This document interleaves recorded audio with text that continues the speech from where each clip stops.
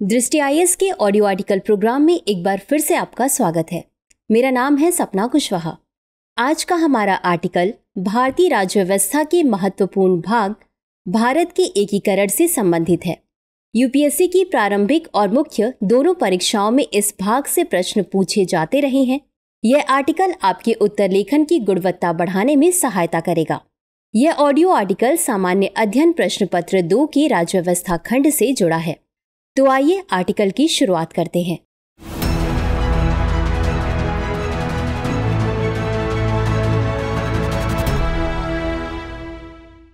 वर्तमान समय में भारत के 28 राज्य और 8 केंद्र शासित प्रदेश हैं। उत्तर में जम्मू कश्मीर से लेकर दक्षिण में कन्याकुमारी तक और पूर्व में अरुणाचल प्रदेश से लेकर पश्चिम में गुजरात तक का क्षेत्र अखंड भारत को प्रदर्शित करता है। लेकिन भारत की ये राजनीतिक स्थिति शुरू से ऐसी नहीं थी। इतिहास पर नजर डालें तो भारत का राजनीतिक क्षेत्र हमेशा से ऐसा नहीं था। शुरुआत में ये 16 महाजनपदों में विभाजित हुआ। उसके बाद भारत में राजतंत्र विकसित हुआ। अलग अलग क्षेत्रों में अलग अलग राजवंश शासन करने लगे। ये राजतंत्र अपनी अपनी शक्ति के अनुसार भारत के अलग अलग क्षेत्रों में विकसित हुए। इनमें मौर्य, गुप्त, मुगल जैसे कुछ साम्राज्य तो इतने शक्तिशाली थे जिन्होंने लगभग पूरे भारतीय उपमहाद्वीप पर ही अधिकार कर लिया था। इसके बाद जब ब्रिटिश भारत आए तो उन्होंने लगभग संपूर्ण भारतीय उपमहाद्वीप को अपने कब्जे में कर लिया। लगभग 200 सालों तक ब्रिटिशर्स ने भारत पर शासन किया। देश को आजाद कराने में सैकड़ों स्वतंत्रता सेनानियों ने अपना बलिदान दिया। अंततः 15 अगस्त 1947 को देश आजाद हो गया। लेकिन जब देश स्वतंत्र हुआ उस समय ये इतने छोटे छोटे हिस्सों में विभाजित था कि हर हिस्सा एक नया हिंदुस्तान बन सकता था। लेकिन देश के पहले गृह मंत्री सरदार वल्लभ भाई पटेल ने इतनी सूझबूझ से देश का एकीकरण किया जिसकी किसी ने कल्पना भी नहीं की थी। आज के इस ऑडियो आर्टिकल में आजादी के बाद भारत के एकीकरण की पूरी प्रक्रिया पर विस्तार से चर्चा की गई है। आइए सबसे पहले समझते हैं आजादी के बाद भारत किन किन हिस्सों में विभाजित था और उनके एकीकरण में किस तरह की चुनौतियां उत्पन्न हो रही थीं। स्वतंत्रता के बाद भारत का एकीकरण एक अत्यंत महत्वपूर्ण और जटिल प्रक्रिया थी। लेकिन यह प्रक्रिया न केवल राजनीतिक और प्रशासनिक रूप से जरूरी थी बल्कि यह सांस्कृतिक, सामाजिक और प्रशासनिक दृष्टिकोण से भी अत्यंत महत्वपूर्ण थी। स्वतंत्रता के समय भारत सैकड़ों रियासतों और प्रांतों में विभाजित था जिन्हें एकजुट करना देश की अखंडता और स्थिरता के लिए आवश्यक था। स्वतंत्रता के साथ ही भारत को विभाजन का दंश भी झेलना पड़ा। भारत के उत्तर पश्चिमी मुस्लिम बहुल क्षेत्र को पाकिस्तान नाम से एक नया देश बनाया गया। विभाजन के कारण सांप्रदायिक दंगे, विस्थापन और सामाजिक अशांति की स्थिति उत्पन्न हुई। इस पृष्ठभूमि में भारत को एकीकृत करने की चुनौती और भी कठिन हो गई थी। एक ओर जहां विभाजन का कहर जारी था, वहीं दूसरी ओर देश के आंतरिक हालात भी ठीक नहीं थे। स्वतंत्रता के समय भारत में 562 रियासतें थीं, जिन पर स्थानीय शासकों का शासन था। इन रियासतों को भारतीय संघ में विलय करना एक बड़ा कार्य था। इनमें से ज्यादातर रियासतें स्वयं को स्वतंत्र रखना चाहती थीं और अपना शासन चाहती थीं। इनमें से कुछ तो बेहद शक्तिशाली भी थीं। अब यदि इन रियासतों को स्वतंत्र रहने दिया जाता तो ये अपने आप में एक देश बन जाती और अखंड व लोकतांत्रिक भारत का निर्माण सिर्फ स्वप्न ही रह जाता। इसके अलावा आजादी के समय रियासतों को ये स्वतंत्रता भी दी गई थी कि वे अपनी इच्छानुसार भारत या पाकिस्तान में शामिल हो सकते थे। ये एक बड़ी समस्या थी। इससे एक अत्यंत विरोधाभासी स्थिति बनती। अगर कुछ रियासतें भी पाकिस्तान में शामिल हो जाती तो भारत के अंदर कुछ हिस्से पाकिस्तान के होते और ये दोनों देशों की अंतर्राष्ट्रीय सीमा और आंतरिक सुरक्षा के लिए एक बड़ा खतरा बन जाता। लेकिन सवाल है कि इतनी चुनौतियों का सामना करते हुए तत्कालीन गृह मंत्री सरदार वल्लभ भाई पटेल ने किस तरह से भारत का एकीकरण किया।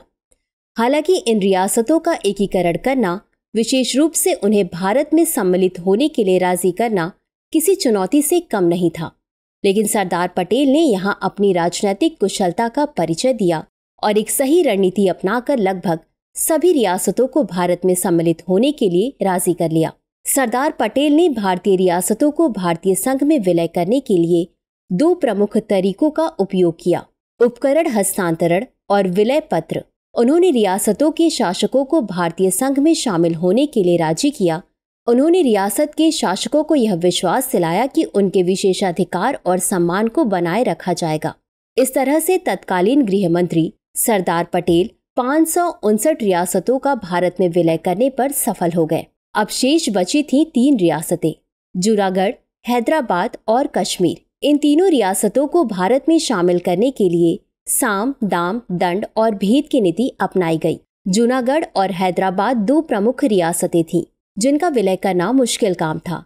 जूनागढ़ के नवाब ने पाकिस्तान में शामिल होने की घोषणा की, लेकिन वहां की जनता भारतीय संघ में शामिल होना चाहती थी। इस पर भारतीय सरकार ने सैन्य हस्तक्षेप किया और जूनागढ़ को भारत में विलय कर दिया। वहीं हैदराबाद के निजाम ने स्वतंत्र रहने की इच्छा जताई, लेकिन वहां की जनता की स्थिति और संभावित अराजकता को देखते हुए भारतीय सेना ने ऑपरेशन पोलो के माध्यम से हैदराबाद का भारत में विलय किया। कश्मीर के विलय की कहानी थोड़ी अलग थी। वहां महाराजा हरि सिंह का शासन था और वे कश्मीर को स्वतंत्र रियासत के रूप में रखना चाहते थे। लेकिन जब पाकिस्तान समर्थित कबायलियों ने कश्मीर पर आक्रमण किया तो महाराजा हरि सिंह ने भारत से सहायता मांगी और कश्मीर को भारत में शामिल करने हेतु विलय पत्र पर हस्ताक्षर किए। इसके बाद भारतीय सेना ने कश्मीर में प्रवेश किया और आक्रमणकारियों को खदेड़ दिया। इस तरह से भारत की सभी रियासतों का एकीकरण किया गया, लेकिन अभी भी कुछ क्षेत्रों का एकीकरण नहीं हो पाया था, जैसे गोवा और सिक्किम। देश की आजादी के समय गोवा पर पुर्तगालियों का आधार था। स्वतंत्रता प्राप्ति के साथ ही भारत ने पुर्तगालियों से अपने क्षेत्र को वापस लौटाने का अनुरोध किया, परंतु पुर्तगालियों ने ऐसा करने से मना कर दिया। राजनयिक प्रयासों की विफलता के बाद भारतीय नौसेना, वायुसेना और थल सेना द्वारा गोवा में ऑपरेशन विजय चलाया गया और 19 दिसंबर 1961 को इसे पुर्तगालियों से मुक्त कराकर भारत में शामिल कर लिया गया। वहीं पहाड़ी राज्य सिक्किम की बात करें तो यहाँ राजतंत्र स्थापित था। 1950 में यह राज्य भारत सरकार का संरक्षित राज्य बन गया, जिसे अपने आंतरिक मामलों में स्वायत्तता प्रदान की गई, जबकि इसके रक्षा, संचार और बाहरी संबंध संरक्षक की जिम्मेदारी की भारत के अधीन थे। साल 1975 में 36वें संविधान संशोधन अधिनियम 1975 द्वारा भारतीय संविधान के अनुच्छेद 371F के अंतर्गत इस राज्य के लिए विशेष प्रावधान किया गया और सिक्किम को भारत का पूर्ण राज्य घोषित कर दिया गया।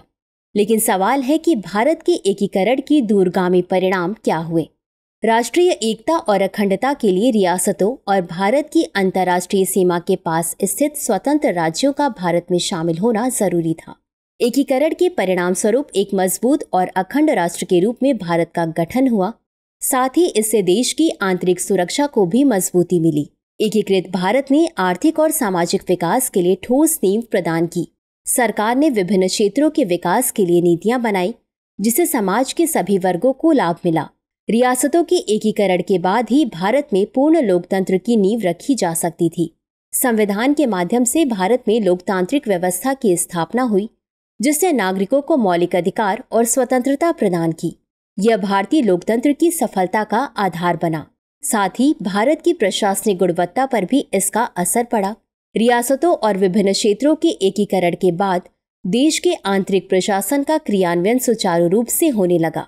साथ ही इससे भारत की सीमा के अंदर स्थित सभी राज्यों की सुरक्षा स्थिति में भी सुधार हुआ।